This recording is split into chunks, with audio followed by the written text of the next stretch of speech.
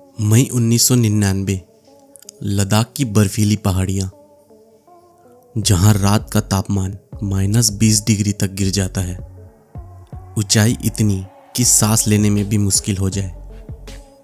और उन्हीं पहाड़ों के बीच शुरू हुई थी भारत और पाकिस्तान के बीच एक ऐसी जंग जिसने पूरे देश को झकझोर दिया।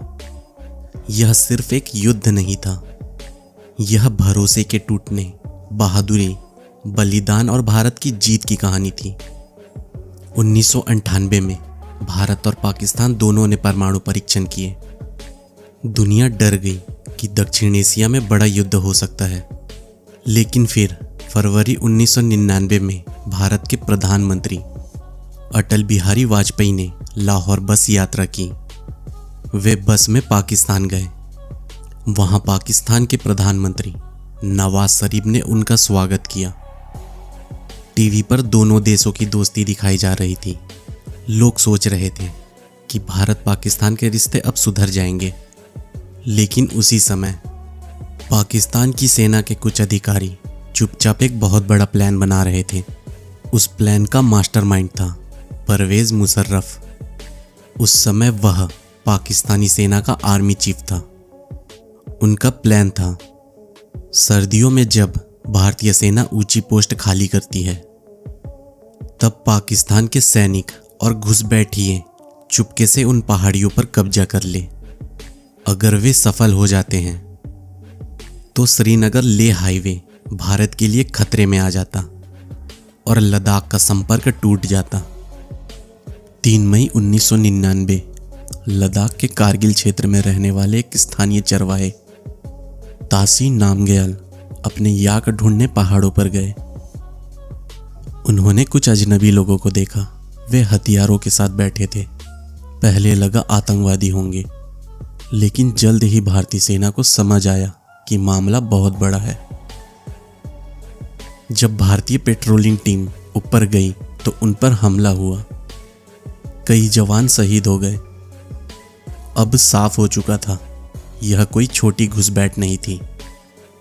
पाकिस्तान सेना ने LOC पार करके कई ऊंची चोटियों पर कब्जा कर लिया था। सबसे दर्दनाक घटनाओं में से एक थी सौरव कालिया की कहानी। वे अपने 5 साथियों के साथ पेट्रोलिंग पे गए थे, लेकिन पाकिस्तान सेना ने उन्हें पकड़ लिया। करीब 20 दिनों तक उन्हें यातनाएं दी गई। जब उनके शव लौटाए गए तो पूरे भारत में गुस्सा फैल गया। लोगों को एहसास हुआ कि यह सिर्फ एक घुसपैठ नहीं, एक पूरी सैन्य साजिश है। भारत सरकार ने फैसला किया, हर हाल में दुश्मन को बाहर निकालना है। ऑपरेशन का नाम रखा गया ऑपरेशन विजय। भारतीय सेना के सामने सबसे बड़ी समस्या थी ऊंचाई। पाकिस्तानी सैनिक ऊपर बैठे थे, भारतीय सैनिक नीचे से चढ़ाई कर रहे थे। ऊपर बैठे दुश्मन को साफ दिखाई देता था कि कौन आ रहा है।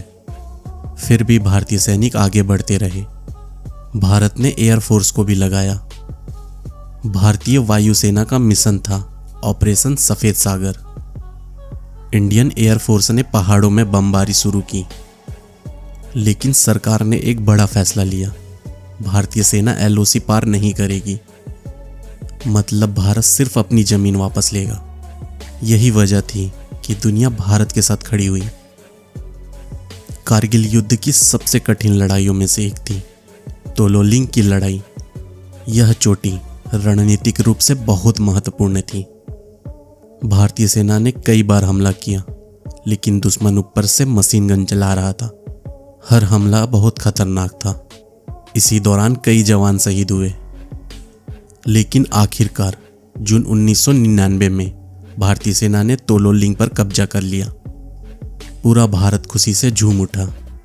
यह युद्ध का पहला बड़ा मोड़ था। और फिर आया वह नाम जो हमेशा के लिए इतिहास बन गया, विक्रम बत्रा। उनका कोड नेम था शेरशाह। उन्होंने पॉइंट 5140 पर हमला किया। रात के अंधेरे में खड़ी पहाड़ियों पर चढ़ते हुए उन्होंने दुश्मन के बंकर पर हमला किया। भयंकर लड़ाई हुई, लेकिन जीत भारत की हुई। जब मिशन पूरा हुआ तो रेडियो पर उन्होंने कहा, ये दिल मांगे मोर। यह लाइन पूरे देश की आवाज बन गई। लेकिन उनकी सबसे बड़ी लड़ाई अभी बाकी थी। टाइगर हिल, यह वह चोटी थी जिसे पाकिस्तान ने कब्जा कर लिया था। ऊंचाई लगभग 16,700 फीट। जो भी इसे कंट्रोल करता वह पूरे इलाके पर नजर रख सकता था। भारतीय सेना ने इसे वापस लेने का फैसला किया। रात में जवान रस्सियों के सहारे चढ़े। कई जगह 90 डिग्री जैसी सीधी चढ़ाई थी। बर्फ, गोलियां, ऑक्सीजन की कमी, फिर भी भारतीय सैनिक आगे बढ़ते रहे। 4 जुलाई 1999 भारतीय सेना ने टाइगर हिल पर तिरंगा फहरा दिया। पूरा देश जश्न में डूब गया। टीवी चैनलों पर सिर्फ एक ही खबर थी, भारत जीत रहा है। टाइगर हिल की लड़ाई में योगेंद्र सिंह यादव ने असंभव काम किया। वे घातक प्लाटून में थे। दुश्मन की गोली उनके शरीर में कई जगह लगी। फिर भी उन्होंने रस्सी लगाई ताकि बाकी सैनिक ऊपर चढ़ सके। गंभीर रूप से घायल होने के बाद भी वे लड़ते रहे। उनकी बहादुरी के लिए उन्हें परमवीर चक्र मिला। एक और नाम जिसने इतिहास बना दिया, संजय कुमार। उन्होंने अकेले दुश्मन के मशीन गन बंकर पर हमला कर दिया। गोली लगने के बावजूद उन्होंने दुश्मन की मशीन गन छीन ली और उसी से जवाबी हमला किया। उनकी वीरता ने लड़ाई का रुख बदल दिया। 7 जुलाई 1999 .4875 की लड़ाई। कैप्टन विक्रम बत्रा अपने साथी अधिकारी को बचाने आगे बढ़े।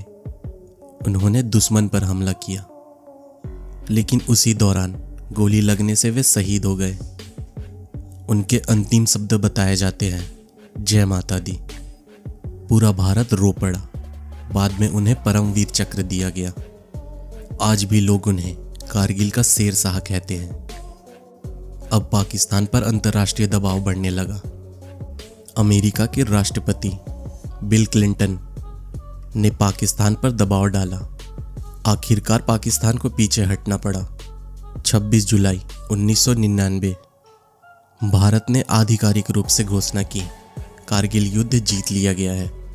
इस दिन को कारगिल विजय दिवस के रूप में मनाया जाता है। भारत के लगभग 527 सैनिक शहीद हुए, 1300 से अधिक घायल हुए। पाकिस्तान को भी भारी नुकसान हुआ। भारतीय सेना ने लगभग सभी कब्जाई पोस्ट वापस ले ली। यह युद्ध करीब 60 दिनों तक चला। Bofors FH-77। इस युद्ध में बोफोर्स तोप बेहद महत्वपूर्ण साबित हुए। पहाड़ों पर ऊंचाई में बैठे दुश्मनों को निशाना बनाने में इस तोप ने बड़ा रोल निभाया। रात दिन गोलाबारी होती रही। कई सैन्य विशेषज्ञ मानते हैं कि अगर बोफोर्स ना होता तो युद्ध और लंबा चल सकता था। कारगिल युद्ध भारत का पहला ऐसा युद्ध था जो टीवी पर लगातार दिखाया गया। लोग हर दिन खबरें देखते थे। शहीद जवानों के ताबूत जब गांव पहुंचते तो पूरा देश रोता था, लेकिन साथ ही गर्व भी महसूस करता था। इस युद्ध के बाद भारत ने कई बड़े बदलाव किए। सीमा पर निगरानी बढ़ाई गई, हथियारों का आधुनिकीकरण किया गया, इंटेलिजेंस सिस्टम मजबूत किए गए, सेना और एयरफोर्स के बीच बेहतर तालमेल बनाया गया।